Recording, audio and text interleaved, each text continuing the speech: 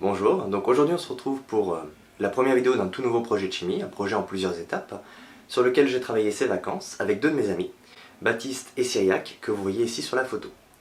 Alors, exceptionnellement pour ce projet, on était non pas dans mon labo mais à Grenoble, dans les locaux de Cyriac, qui veut monter une start-up de chimie et qui du coup a déjà à sa disposition pas mal de matos, et globalement du matos de très bonne qualité, qui s'est gentiment proposé de nous prêter. Donc évidemment pour ça Cyriac, on te remercie chaudement.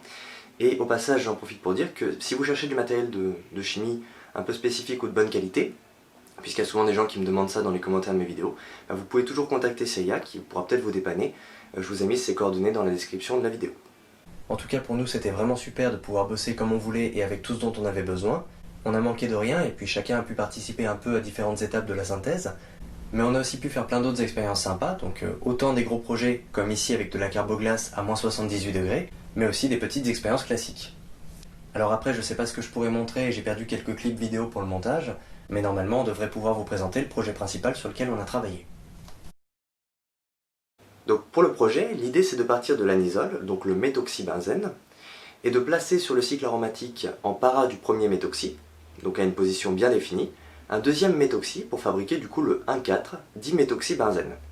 Alors c'est un projet qui est à but pédagogique, donc on va pas forcément chercher à faire ça en une étape ou d'une façon très efficace mais avec des réactions bizarres. L'idée c'est plutôt de vous montrer au contraire plein de petites réactions de chimie organique classique, et donc on va procéder comme il suit.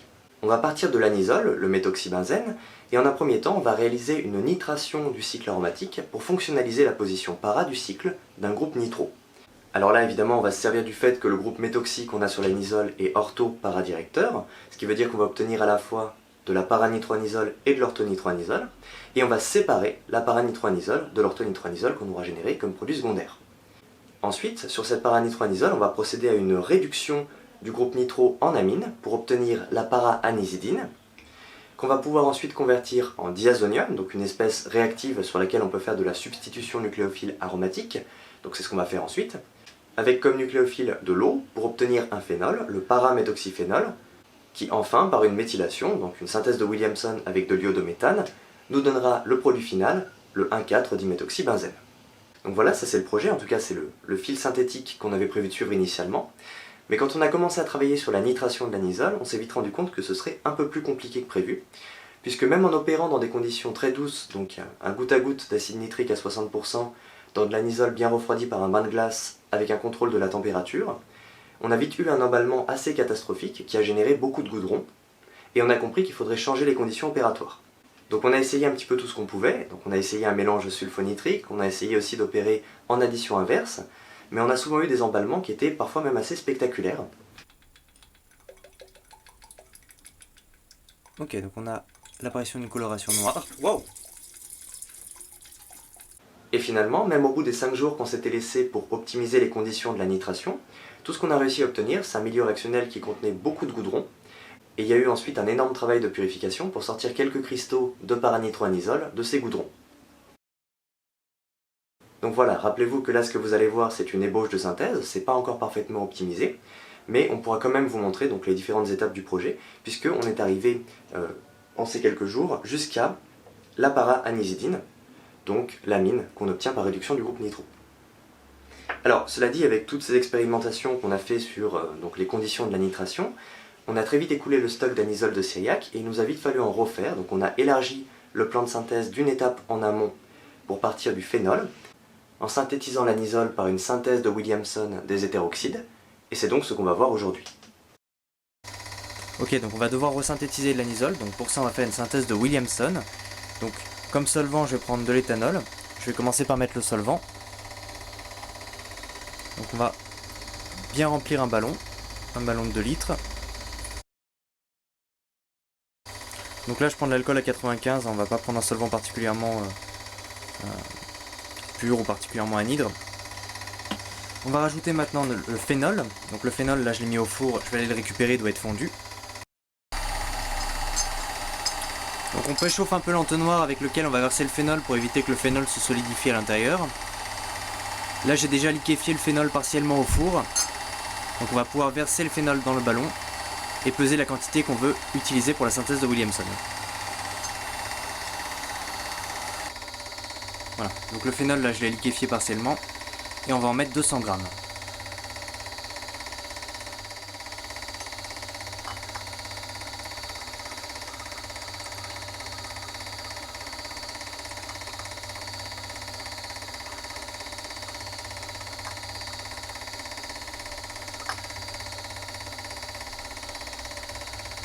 Bah, pas mal. Exactement 200, très bien. Alors c'est parfait. Je vais juste rincer un peu derrière parce que là le phénol est en train de se resolidifier dans le col de l'entonnoir. Donc je vais remettre un petit peu d'alcool.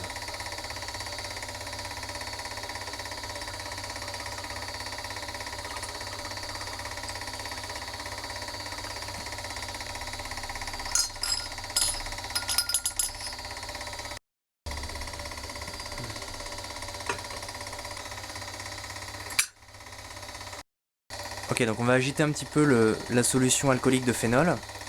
Et on va y introduire maintenant de la soude pour déprotoner la fonction phénol. Et obtenir ainsi le phénolate de sodium qui par substitution nucléophile sur l'iodométhane, la synthèse de Williamson donc, nous donnera l'anisole. On introduit 93 g d'hydroxyde de sodium. Donc on essaie d'aller lentement pour éviter de bloquer le barreau aimanté. Normalement, donc, la soude devrait pouvoir se dissoudre dans l'alcool, qui est un relativement bon solvant pour la soude. Elle réagira alors avec le phénol pour former le phénolate de sodium. C'est une réaction acide-base où les ions hydroxydes viennent juste déprotoner le phénol. On forme évidemment un petit peu d'eau, mais ça ne nous dérange pas beaucoup. D'ailleurs, il y a déjà de l'eau dans le milieu réactionnel, puisqu'on a pris de l'alcool à brûler. En l'occurrence, le phénolate sera plus nucléophile que l'eau, donc ça ne devrait pas poser trop de problèmes au niveau de la compétition des nucléophiles pour la réaction avec le iodométhane. Donc, je vais gratter ce qu'il y a au fond du bécher.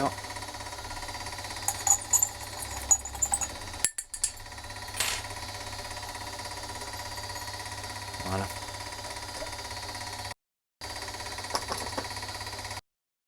Donc là ça chauffe un petit peu, on sent qu'on est un petit peu chaud, effectivement. On est même bien chaud, à la limite de l'ébullition de l'alcool je pense. Et c'est normal, évidemment. On a fait une réaction acide-base et puis la soude, de toute façon quand ça se dissout dans l'eau ou dans l'alcool, ça chauffe un peu. Bon, ça devrait pas être trop problématique, c'est pas trop violent non plus. Mais on aura un milieu qui sera un petit peu chaud, donc il faudra attendre que ça refroidisse avant d'introduire l'iodométhane, puisque l'iodométhane est très volatile. Alors du coup, juste un petit point qui me tient personnellement à cœur. Là, on s'est permis de déprotoner le phénol avec de la soude.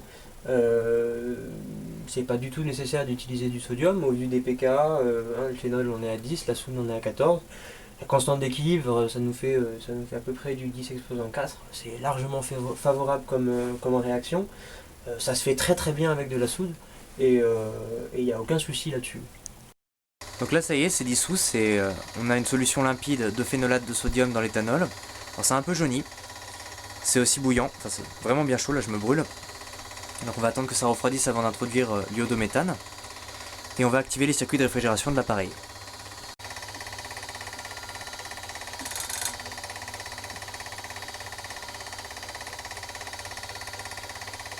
Ok, donc pour la méthylation donc, du phénolate, on va utiliser 150 ml d'iodométhane. Oula. Voilà, qui est attention très volatile et très toxique. Donc s'assurer d'avoir une bonne ventilation et minimiser la production de vapeur.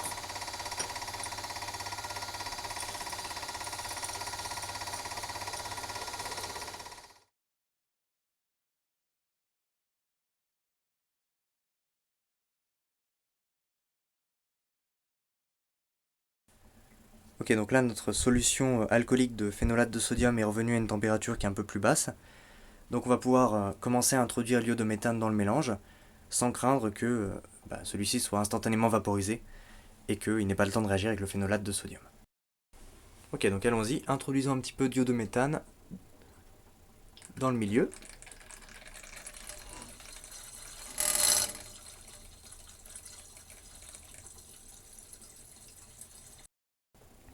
Donc par l'ampoule de coulée isobar, on peut introduire du coup l'iodométhane au goutte à goutte dans le milieu réactionnel.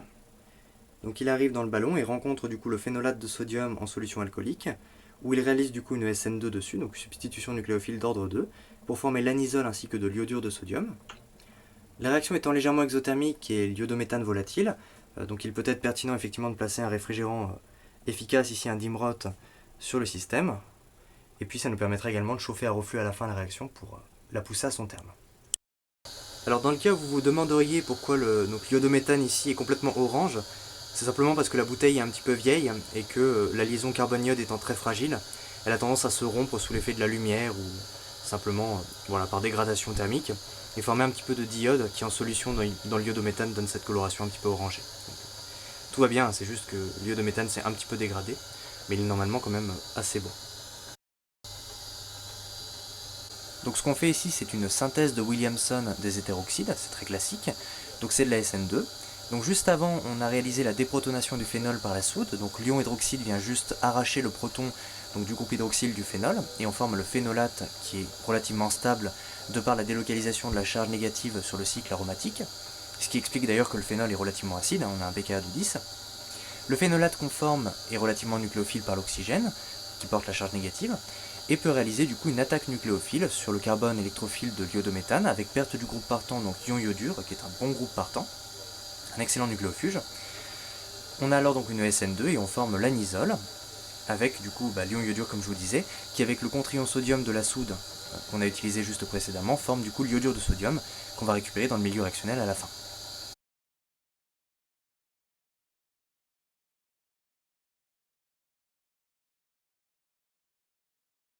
Donc là à ce stade, pour pousser la réaction à son terme, on va chauffer un petit peu. Donc on va porter le liquide à l'ébullition pendant un petit quart d'heure. Donc l'éthanol boit à peu près à 80 degrés, donc on va mettre la plaque sur 120 degrés et on va essayer de se placer au reflux, on va faire un reflux léger. Donc là ça y est, on est bien au reflux, on a une légère ébullition du solvant, donc on est à peu près à 80 degrés Celsius. Et à cette température, donc on reconvertit les dernières traces de phénolate de sodium qui pourraient rester en anisole, donc on essaie d'avoir une réaction la plus quantitative possible. Donc là à ce stade, le réfrigérant de Dimrot qu'on a installé tout à l'heure nous est utile, puisqu'il nous permet du coup de garantir le reflux et de limiter les pertes de solvant. Donc on va laisser refroidir le mélange un petit peu avant d'assembler un montage de distillation pour retirer le solvant. Ok, donc là le mélange a un petit peu refroidi, donc on peut transformer ça en montage de distillation. Et voilà, donc là maintenant on va procéder à la distillation, donc on va retirer l'éthanol par distillation donc, du milieu réactionnel et récupérer l'anisole qui devrait se trouver dans le résidu, étant donné qu'elle est peu volatile. On peut activer les circuits de réfrigération de l'appareil.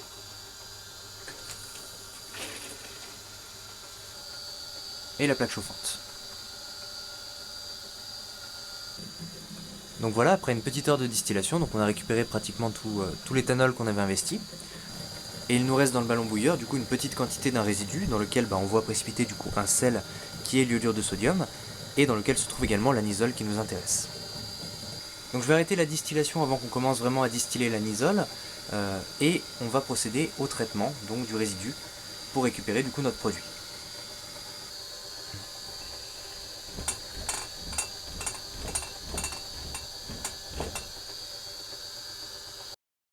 Donc là on va pouvoir récupérer la petite quantité de résidus qui nous reste, donc on a retiré la majorité du solvant, et on va pouvoir extraire du coup de ce résidu l'anisole qui est notre produit d'intérêt. Donc globalement à ce stade le résidu est constitué de deux choses, donc l'anisole qui est en gros le constituant majoritaire qu'on observe ici dans la phase liquide, et l'iodure de sodium qui est le solide blanc qu'on observe au fond du ballon. Donc on n'a plus maintenant qu'à séparer ces deux constituants et purifier un petit peu l'anisole. Donc là ce qu'on va faire maintenant pour passer donc, au traitement de ce qu'on a obtenu hier, c'est ajouter de l'eau donc, dans le ballon pour redissoudre le sel qu'on a obtenu, donc l'iodure de sodium. Donc normalement c'est très soluble, donc ce que j'ai ajouté ça va peut-être suffire, puis j'en mettrai plus si nécessaire. Et ensuite on récupérera la phase organique à l'ampoule à décanter. Donc là ça y est, le solide commence vraiment à se dissoudre. Et par ailleurs on observe que l'anisole qui n'est pas soluble dans l'eau forme effectivement bien sa propre phase organique qui surnage sur le liquide. Donc on transfère dans une ampoule à décanter.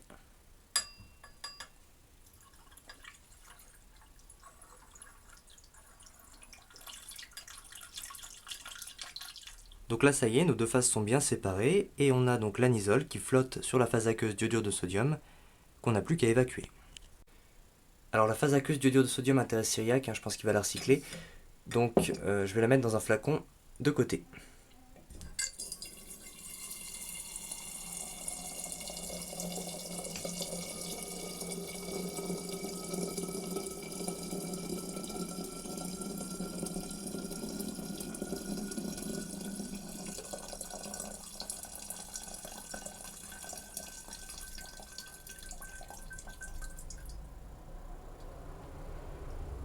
Alors je vais également laver à l'eau l'anisole qui nous reste dans l'ampoule, donc pour ça on va reprendre un peu d'eau. Je vais pas la verser directement dans l'ampoule, je vais en profiter pour rincer un peu le ballon de tout à l'heure. Donc je vais la verser dans l'entonnoir et dans le ballon de tout à l'heure.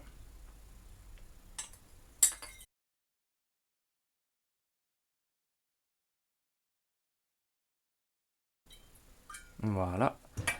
Et on va laver à l'eau l'anisole. Et je vais également rajouter un petit peu plus d'eau parce que là il n'y a pas assez de volume.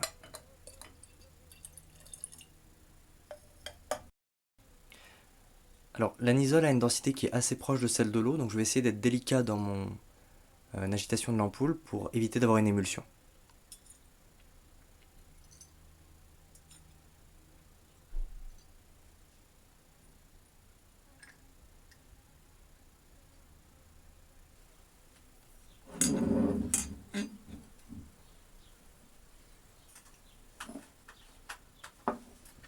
Donc là voilà, ça s'est reséparé. Donc normalement l'eau va nous enlever tous les restes d'iodure de sodium et de phénolate de sodium résiduel.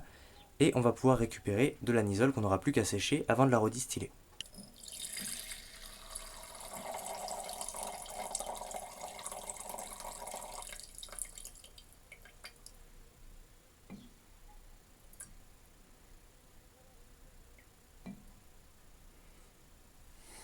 Alors on va maintenant procéder à un dernier lavage, un lavage que je vais faire avec un peu de soude à 10%, pour retirer les traces éventuelles donc de phénol qui pourraient être encore un peu présents, ou de d'iode qui pourraient provenir donc de la décomposition de l'iodométhane qui avait été stocké pendant un certain temps, ce qui explique d'ailleurs la couleur orangée d'après moi. Donc on va introduire un petit peu de soude.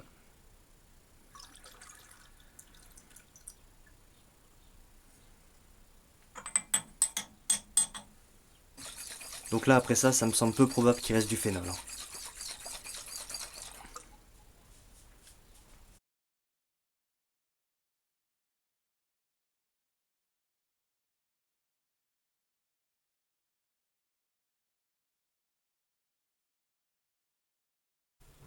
On peut évacuer la phase de soude.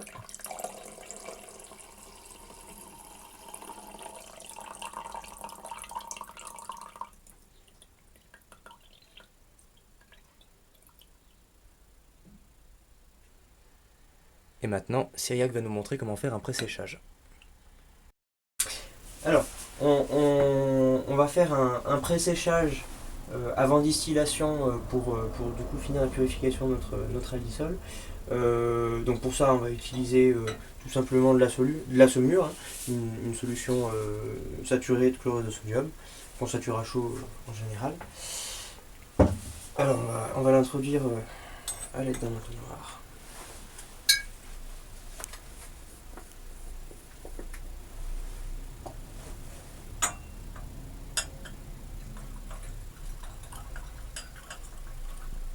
On remarque que la densité de la solution est quand même largement plus élevée que celle de l'eau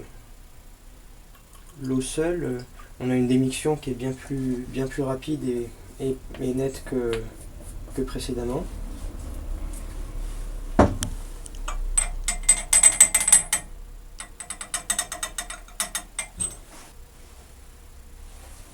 Alors, on va y aller pour agiter. Alors, l'avantage de ne pas avoir utilisé de solvant et d'être sur des produits non toxiques, c'est qu'on peut se permettre de le faire sans souci à l'intérieur. Il n'y a pas de vapeur nocive à ce niveau-là. On va venir agiter pour vraiment qu'il y ait un bon échange entre notre phase organique et notre phase aqueuse. et avoir un pré-séchage de la meilleure qualité qui soit.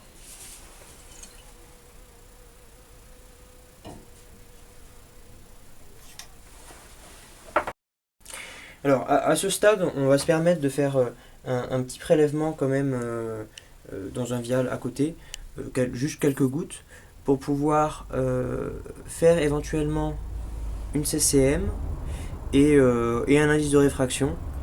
Ça nous confortera juste sur la pureté avant distillation, qu'on pourra éventuellement évidemment comparer avec la pureté à la fin de la distillation. Et maintenant on va juste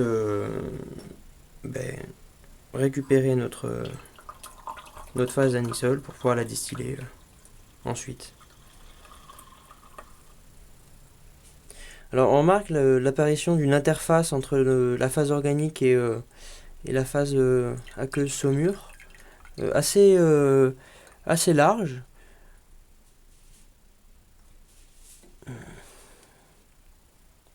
Qu'on va éliminer pour des raisons de pureté, et on peut supposer que c'est quand même majoritairement aqueux comme interface. Voilà, elle est en train de passer là. On perd un tout petit peu de produit, mais c'est pas très grave. Voilà.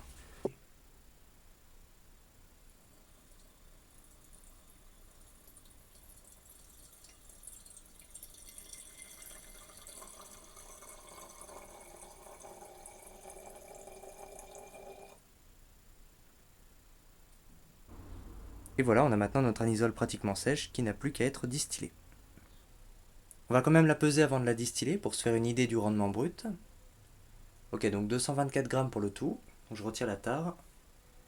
Et on trouve 117 grammes. 117 grammes, bon, ça a l'air un peu faible. Donc on a perdu de la masse. Donc étant donné qu'apparemment il manque quand même pas mal de masse, il est très possible qu'en fait on ait perdu beaucoup de phénol sous forme de phénolate de sodium dans la phase aqueuse et que la réaction ait vraiment pas été totale. Donc bon, il faudra qu'on essaie de comprendre ça, mais il doit y avoir beaucoup du coup de phénolate de sodium dans la solution d'iodure de sodium qu'on a récupéré. Donc là on va distiller notre anisole, donc je vais mettre un barreau aimanté pour pouvoir agiter et avoir une ébullition régulière. Ok, on va maintenant pouvoir distiller donc notre anisole pour la purifier et obtenir un échantillon de bonne pureté. On met en marche les circuits de réfrigération.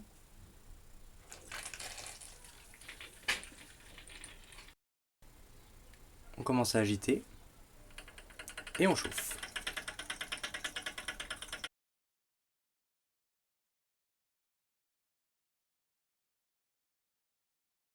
Donc là, notre anisole brute est portée à l'ébullition et pour l'instant, les vapeurs s'élèvent encore dans la colonne de Vigreux et arrivent à peine au thermomètre. Pour l'instant, les vapeurs qui arrivent au sommet de la colonne de Vigreux ne sont qu'à 80 degrés Celsius. Donc ce n'est pas de l'anisole qui distille, c'est probablement par exemple un hétéroazéotrope anisole eau.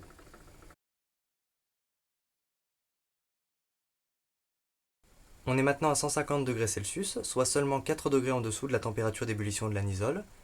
Je vais donc commencer à collecter ce qui coule. Donc on va maintenant changer de ballon collecteur.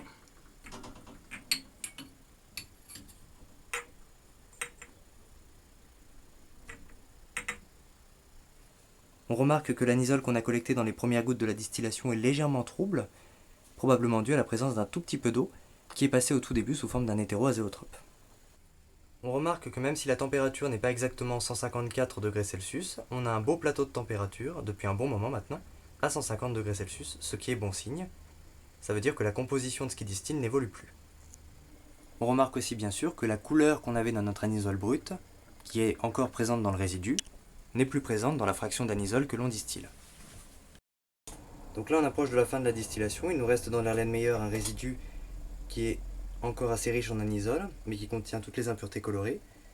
Les vapeurs d'anisole remontent par la colonne de Vigreux, atteignent le thermomètre où on est encore à 150 degrés Celsius, on a eu un plateau tout le long de la distillation.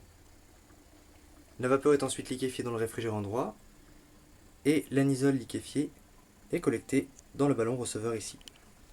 Bon, là il nous reste une toute petite quantité de résidus, donc on va arrêter de chauffer.